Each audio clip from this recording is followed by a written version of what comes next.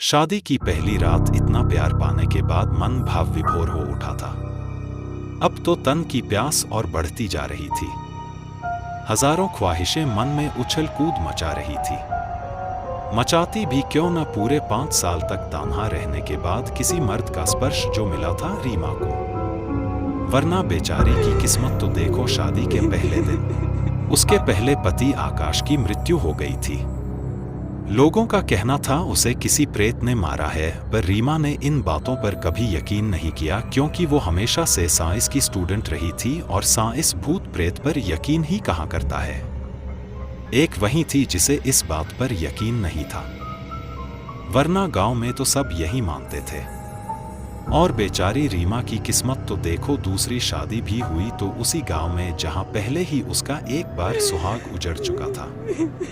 पर अब तो उसके जीवन में नई खुशियों ने जगह बना ली थी। खुशी के इस माहौल पर रीमा ने अपने पति विवेक की पसंद का खाना बनाया था। विवेक को खाने में जो भी पसंद था रीमा ने सब बनाया था। क्या रात के 10 बज रहे थे और विवेक अब तक अस्पताल से नहीं लौटे थे।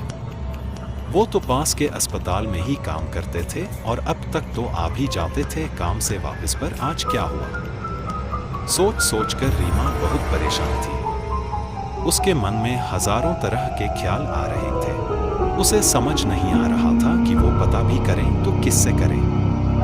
वो तो अभी नई नवेली दुल्हन थी, ऐसे में अगर वह बाहर जाकर लोगों से अपने पति के बारे में पूछेगी तो लोग उसका मजाक उड़ाएंगे। इसी कशमकश में रीमा ने सोचा कि हो सकता है अस्पताल में कोई इमरजेंसी आ गई हो, इसलिए विवेक लेट हो गए हो, शायद अभी 1 घंटे में आ जाएंगे।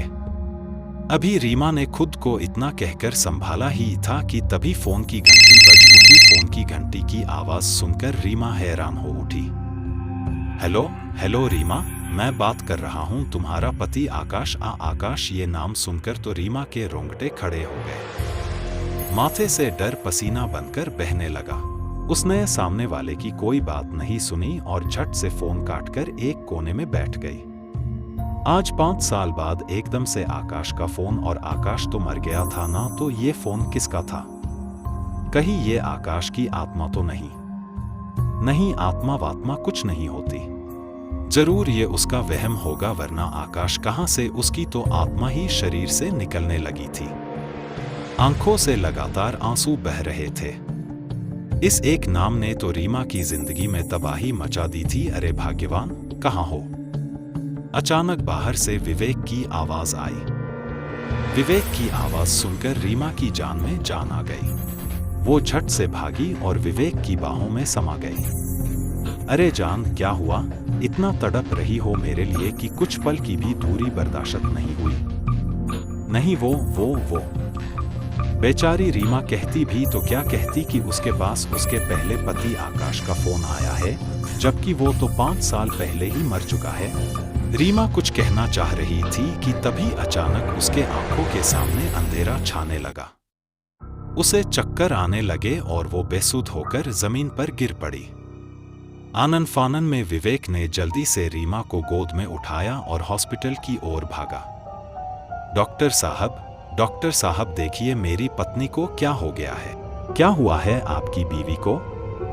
पता नहीं साहब, अपने आप ही बेहोश हो गई। जल्दी ही आगे की कहानी हम पार्ट 2 में लेके आएंगे, और चैनल को सब्सक्राइब करना ना भूलें, क्योंकि जल्दी ही हम एक सस्पेंस थ्रिलर से भरी हॉरर वेब सीरीज लेके आने वाले हैं।